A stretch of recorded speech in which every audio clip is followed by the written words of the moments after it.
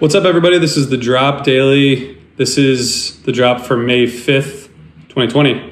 We have something special for you today. We're bringing you an interview with singer-songwriter Leslie Mendelson, as well as a performance of one of the tracks off of her new album, If You Can't Say Anything Nice. So stay tuned for that. This is her third album. It's available now. It can be streamed. They're also selling an LP and a CD. I put a link in the show notes for that. And we talked about this album, her previous work, her connection with the Grateful Dead community, and all kinds of stuff, living through quarantine, of course, as that is a big topic of conversation everywhere now. So I'm going to get into it right now, but we appreciate you all tuning in and giving this a listen. And we hope you enjoy, and we hope you check out Leslie's new album. And again, that link is in the show notes, and it's available now. So we'll get right into it. See you all soon. Thanks for tuning in. All right, I'm here with Leslie Mendelson. How you doing, Leslie? Hi, I'm good. How are you? Good. I wanted to start in an interview in March that I was reading before this. You said, I had a pretty good spring lined up, 3 gigs opening for The Who, concert at Town Hall, a tour with Jackie Green, which have all either been postponed or canceled. My record's still coming out, but I'm having to rethink everything. So now that we're like, I don't know, I guess that was probably 6 weeks ago or something. How are you feeling now? Have you rethought everything? Is it awesome? Everything's great. Have you settled into a routine? Like, how are you doing? If this is normal, that's a weird thing to be settled into this routine, isn't it? Yeah, totally. Yeah, no, I mean, this is what we're doing. I mean, this is, I think everything has been postponed. As far as I know, like the Who stuff has been postponed to the fall. I don't know. Are they going to open up arenas? I have no clue what's going to happen. But I'm hopeful that somewhere along the line we'll do that. And Jackie, I'm a little bit more hopeful about the smaller shows because I feel like that's more doable than I can't imagine anybody going to an arena anytime soon. But I look forward to any of it. And day to day, are you playing a lot of music, or have you found like a rhythm in terms of practicing and taking time to yourself and that sort of thing? I actually am. I think, I work on songs. I'm working on, I think these live streams, substituting for, these are the shows. Yeah. I think about those shows just like I would any other show. And I work towards them, maybe like the beginning of the week, thinking about it, to the end of the week, things I could sing or talk about and different covers, just kind of like any other show. Yeah, but just a little bit of a different forum, given that you're like at your house. Yeah, it's funny because I've become chattier. Huh. I like talking when I see, especially... having not seen anyone really other than, people at the grocery store or whatever, I think that it's such a wonderful feeling when all of a sudden you go live and you see people start, they're streaming and you see these, views and people are in there and then they're commenting and it's like my heart gets full. I really love it because it's we've been deprived. So I really look forward to those moments where people are, just sending hearts and love. And, I think we all need it. Yeah, totally. Well, we appreciate you taking time to chat today. And your record, If You Can't Say Anything Nice, it's been getting a lot of really well-deserved attention. And this is your third album. Your first was Swan Feathers, which was Grammy nominated. I find that album to be like very upbeat. It's like really produced, sort of shiny at end parts, and really like it's like a really, really good album and like good in terms of like the sound and the production and this. It seemed very like purposefully kind of produced and really like well written in terms of the songs. And then your second album, which I thought was really great also, is totally different, a little more like stripped down. That one's called Love and Murder. And maybe a little bit more like introspective. And now this third one, also totally different. Do you see them that way? Do you see them as like all completely different? Yeah, I do. I think the first one, I am proud of those songs. I love the songs. There was just that's a whole other podcast talking about that record. So we'll just leave that one there. But as far give us a sentence or two. It just changed hands, and it wasn't everything I wanted it to be sonically, and the production. It's hard for me to listen to that one and embrace it. But I do still love the songs, and there's elements about the record. I mean, I don't hate it, but it makes me. It's unfortunately, it wasn't a great time. So when I hear that song, when I hear that record, it just kind of throws me back into a place where I'm like, I've grown a lot. Things have happened. We're past that time. Got it. Did you feel differently after the second album came out? Yeah, I did. Well, the second album was a long time coming. And so it felt really great to release that album. I was, again, really proud of the songs, and working with Mark Howard on the production was, he was great. It was different sonically. We did that song, and we did the record pretty quickly as well. We just kind of got in a room. We were doing pre-production before the record. So I sent him songs, and, he gave me notes, and then we got together and recorded in 3 days. And it was just, it was very much what I was doing at the moment, and he captured me on piano and guitar, and these, just his style. It was an interesting record to make.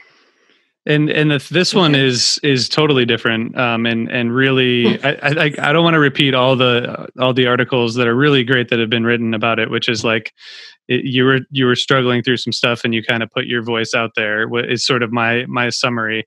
Did it feel like that when you were making it? Yeah, there was a lot about.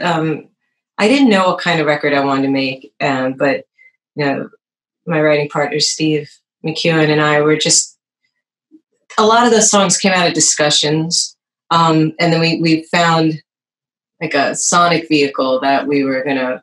We were inspired by the John Lennon record, the Plastic Ono Band, but a lot of those, they just came from just where we are in the world and in this time that we're living in. I feel like there's heightened anxiety, and this is well before the pandemic. I was already feeling a sense of angst and urgency, and I think a lot of those subjects came out in conversation, which wound up becoming songs. When was it written mostly? Well, we finished the record, and it's the end of 2008, the end of 2018. Okay. Yeah, and then 2009, right? Yeah, beginning of 2019. Okay. We finished the record. And you mentioned John Lennon, Plastic Ono Band. You've mentioned that several times, and you can definitely hear that, I think, and some Beatles influence. What else were you listening to while you were writing it? Because I can hear all kinds of different stuff that I sort of didn't hear in your first couple albums. I don't remember what I was listening to. What do you hear? I mean, I hear some My Bloody Valentine sort of stuff on some of the guitars. I hear but also there's also a little bit of a lot has been said about the kind of raw and emotional side of it, which I think is there. But I've also there's a lot of positivity in it too, which is really cool. And I heard totally different things there. So I found the album kind of fascinating to listen to, especially I've listened to it and then I read some stuff that people wrote about it, and then I listened to it again, and I feel like maybe the sort of raw emotional side got emphasized. I know that kind of became a thing. I just keep reading it. I'm like, God, it sounds like I'm suicidal. And I mean, it's okay. I mean, it's okay to talk about these things, Yeah. Yeah. And I'm glad that door has opened, because I feel like when I know that after we finished the record, and because I started playing the songs out before the record was finished, and some people started coming up to me and saying I could really relate to, the song Medication. Mm-hmm. That one seemed to get a lot of people wanting to talk about it. And then, as far as a darkness. I feel like there is still, like, as dark as it gets, there's still hope there. Like like a song like I Need Something to Care About. Yeah. I mean, I was in a pretty bad state of, feeling like, or, those moments where you don't know what to do with yourself or find purpose. And, but there's the wanting to feel better. And, so I think there's still the hope, because it's like, we're questioning ourselves all the time. And it's not just like, oh, I'm just going to leave it there on the floor. It's just like, no, let's figure this out. That's what I wanted to ask about, because it does seem like there is a mix of positivity and sort of angst and a lot of really raw emotion is what I keep saying. But it seems like that probably does that mix of emotions kind of reflect what you were going through at the time? Yeah, there's just, I mean, I'm always kind of a mixed bag of emotions. I mean, who isn't, right? Yeah. I mean, that's probably why people relate to it, right? You can't. Yeah. I didn't shy away from being myself, or just trying to just be a human being, just, yeah, I don't know. It's just sharing that. Yeah. Well, I think the album flows really well, and it's a really good listen. Like, I've listened to it so many times. So congratulations. Cause I think it's great. Thank you. That's so cool. What did you grow up listening to? Had you always been a music fan? Did you know you wanted to play music? What was it like growing up? Did you grow up around music, all that sort of stuff? Yeah. My family's pretty musical. My father is a trumpet player. So we grew up with music just in the house. We used to just play together. We'd sit at the piano and just play, like improvise, which was great. Or we'd always have, we had a great system to listen to music on. We had great record player and speakers. Those were the kind of speakers that were like that big from here to the floor. Right. With like put plants on them. Yeah. They were part of the furniture. Yeah, they were part of the furniture. Yeah. I was happy that, that I got to experience that kind of big sound system. And my dad had a good record collection, a lot jazz. I mean, sometimes, we meet in the middle, like with Stevie Wonder and the Beatles and stuff, but then he would kind of do more, he loves the jazz rock. And I like it too. It's Chicago, Blood, Sweat and Tears, but then sometimes it'd get a little smooth for me. So we'd always we'd separate at some point, but what do you call it? We'd listen to a lot of music, and then I listened to a lot of radio just growing up. I loved the radio. I was always watching MTV and VH1 and just listening. Just a lot of different influences. I didn't really. I kind of started playing piano young, like figuring out stuff by ear, just kind of running over to the piano and playing whatever I was listening to. And then I started taking lessons like ish. and then guitar. I got a guitar when I was when I was a teenager. So I was kind of always playing. And piano was first though. Yeah. That's cool. That's really cool. And do you remember was there like a first album that you remember like falling in love with? Sweet Dreams, the Eurythmics. Wow. Awesome. That's cool. I remember hearing it as a kid and thought it was the best thing I'd ever heard. Because it was also mine. Like, I grew up listening to a lot of older music, and then I just remember hearing that, and I was just a kid, like a kid, but I loved it so much, and I had to go and get the record. I wanted to listen to it all the time. That's amazing. That is good. That's I feel like that's a good influence. Yeah. And I wanted to ask. Yeah. Sorry, go ahead. No, that's fine. Go ahead. Yeah. I just want to ask quickly about your crossover with sort of the jam world, which is where a lot of our podcasts and audience are. You had, Bob, we were saying Roy Orbison's Blue Bayou on your second album with you, which is really cool. How did that come about? I had read a little bit about it, but I wanted our listeners and viewers to hear a little bit about how you kind of came into that scene, and wondering if that opened new doors for you musically, or if you had already kind of been aware of the whole scene, and just sort of your story about that. Well, there's two part. You want the long story? Sure. I don't have anywhere to go. So I grew up, right? I grew up on Long Island. I had missed the Grateful Dead because Jerry died when I was in college. It was already like people were listening to Fish, and I was just kind of getting into. I didn't know what I liked or who I was. When I got into college, I was a mess. I liked everything still, but I just found people like that. All my friends were, I became friends with people that, people playing hacky sack and going to Fish shows, and I'm like, I guess I'll try this Fish thing. That's a whole other story. Yeah. Like a terrible acid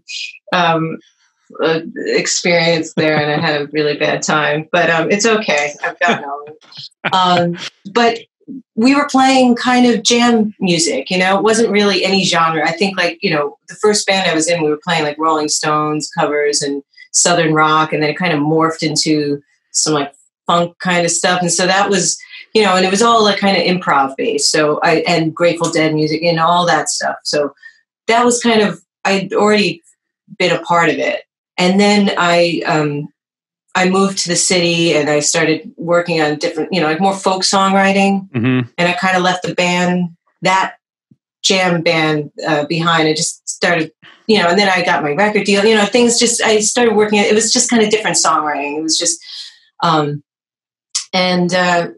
but when I was doing my first, I'll say this. So when I was doing my first album to like kind of a promotional tour, I did something at Relics, and because they were asking, I told them about, where I grew up and what I was playing when I was young, and we wound up doing a cover of "Friend of the Devil" in Pete Shapiro's office. Anyway, so fast forward to 2 years, I was living in London, and I started working with the Who's management, Bill Curbishley and Robert Rosenberg, and they were managing me, and I was touring and living over there. And Justin Kreutzmann was over doing Pete Townshend's documentary because, for those know, he's a filmmaker. He's also Bill Kreutzmann's son. So Justin, he had seen that video because of me doing Friend of the Devil, because the manager is telling like, oh, check her out. And they're like, oh, she's ahead. And they're like, Friend of the Devil. And I was like in England, like, what? And so I met them and they're like, oh, we think Bob would really like this. We're going to give it to him. I'm like, sure. Okay. Anyway, they did. And Bob invited me to do a We're Here. So, the fact that I even like sang with Grateful Dead cover bands when I was younger. And so to be able to sing Cassidy and Trunkin' and these songs with Bob, it was pretty surreal. It was really amazing. And then it kind of opened me back up to that style of music that I feel like I never forgot about it. It just kind of, I don't know. It was just they changed course a little bit. And so I feel like, but it was a very natural flow back. And that's the day I met Dave Schools and Steve Kimmock and Jason Crosby. I already known from Long Island. We were already friends. So Jay Lane, it was just great. It was just instant chemistry, and they're still my dear friends. So that's really cool. Yeah, that's the long story. Yeah, that's it. So it all ties in together, though. Right, it does. No, it does. And I guess I want to get back to the album just briefly, because you mentioned this a little bit, that this was written before all this craziness happened that we're in now. But what does the album mean to you or sound like to you now that we're in this, I don't know, weird period of quarantine? Did the themes resonate more? Does it feel different? I mean, it feels like it could have been written for this. Yeah, it's super heightened right now. Like feelings like that I had before, just raise the volume a little bit more.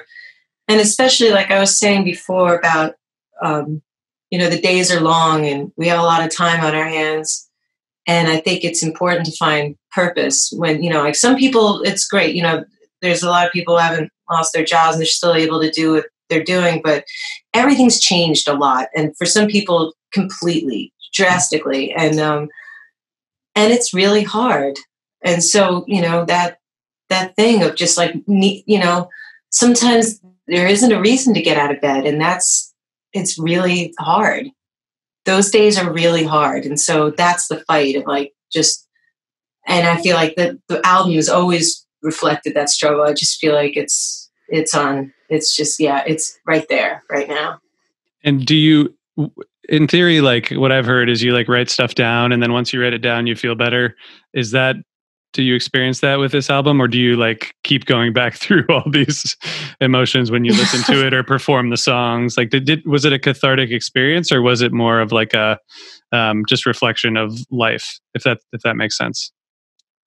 Yeah, I think it was hard to make. I think it was hard to listen to. I think it finally. I had this happens a lot with me. I have to put distance between me and whatever I make because I tend to hate everything that I make. I'm really a hard critic. I don't know. I could have done this better. So once I give myself some space, and also we recorded these songs before we really played them out. So I didn't even have a beat on it, Mm-hmm. And but when I started playing them out, I felt people connecting to them. I was just like, that made me feel better about it. Yeah. I don't know if that makes me a really shallow or vain person, but I don't know. No, I mean, but like, and also you said, and what I've read in other interviews is like people identified with a lot of this stuff. Yeah, it made me feel a lot better about everything. I felt like I was pretty out there, maybe. Yeah. I felt maybe a little more vulnerable than I thought I was going to feel. Yeah. Yeah. And that's awesome. It came out great. The title track is pretty intense. I think there was that like what was it like recording that track? That was a fun one. The title track? Yeah. That was just a fun one. There was just, there's that song just makes me laugh.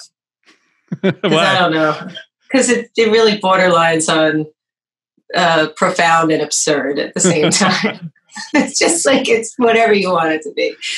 There's a few different feelings behind it. I feel like there's the obvious, like there's just such a mean-spirited nature about everything today.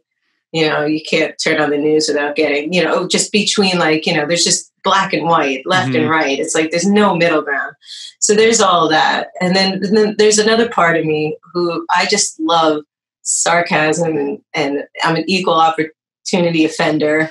And I just feel like we've also lost the ability to make a joke. And I'm not saying mean-spirited, just it's really hard to make a joke and everything's so PC. So I'm kind of balancing between those ideas.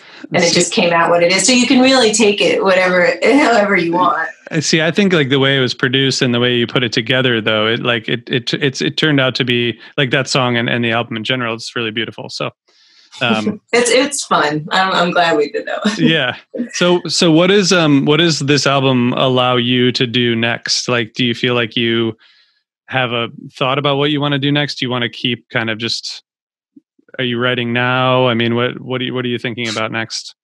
Yeah, I'm not sure yet. I'm pretty open. I feel like there's a few different things. I always go back to like some of my favorite records to listen to are always like classic soul records, like folk soul records, something warm, kind of like a nice hug, something like that.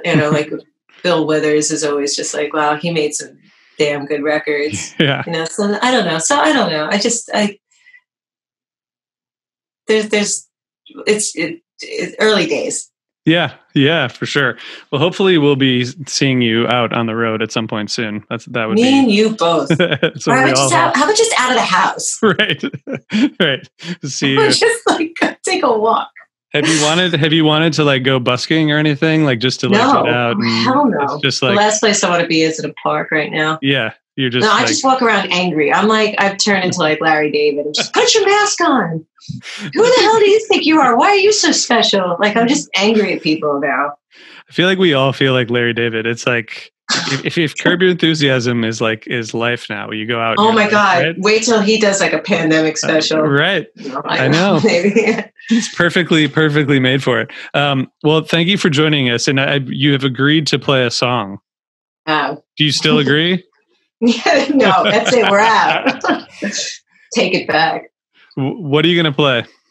We talked about doing Speed of Light. It's one of the songs on the record, but it's also an older song that made its way, finally found a home on this record. And I always enjoy playing it. That's awesome. That would be great. How long before the record came out was it written? How long has it been around? I don't know, like 7, 8 years. Wow. That's cool. All right. I tried to record it like so many times too. Oh, that's such not the sound I want.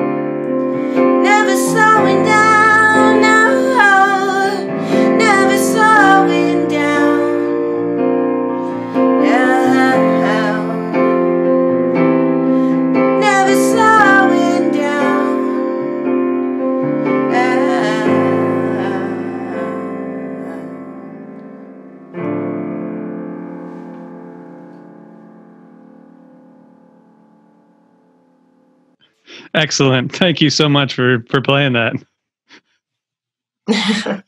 Welcome. This sounded great. Why are you laughing? Did I mess up again? No, it's just like, it's just cool. That was like a cool concert for me. That was awesome. Oh. but other people hear it, but I'm just like, that was really awesome. I enjoyed that. Thank you so much for doing that. Welcome. And thanks for taking the time. And your album, if you can't say anything nice, we will include links to it and tell people where they can listen and find it. And there's a picture of the album cover. Yeah. It's a cool album cover too. Actually, you can AB it too. So you can get when it comes wrapped, it looks glossy and it's got a sticker. Okay. But then you can take it off and it's matte, and that's what it looks like. So that feels like just happened to be there. I was going to say, but also it feels like that song is related to the album cover just because it is. To the cover? Yeah, just like Speed of Light. It's sort of like that cover reminds me because it's like the light. Yeah. How did you do that cover? I worked with Mary Ellen Matthews. She's a friend of mine and good friend of mine who works at SNL, Saturday Night Live. She's been the photographer there for a long time. She does all the bumpers, those great bumpers. No way. Yeah. And so she did my last cover too for Love and Murder. Yeah. I mean, and we did a video together. She's amazing. Really cool. And she, we get to do cool projects together sometimes. She likes doing, album covers. She's done a bunch of good ones like Jack White's and, she's awesome. That's really cool. And so, we were talking about the concept of the album and, just having that movement with the shush and getting the light to work. So that was, she's just awesome. It's really cool. It's really cool. All right. Well, people should get the LP and check you out and eventually see you in concert. Yeah, that'd be nice. I'd like that too. Cool. All right. Well, thank you for taking the time, Leslie. It's been fun talking to you. Have a good night. Right. Okay. Bye. Bye.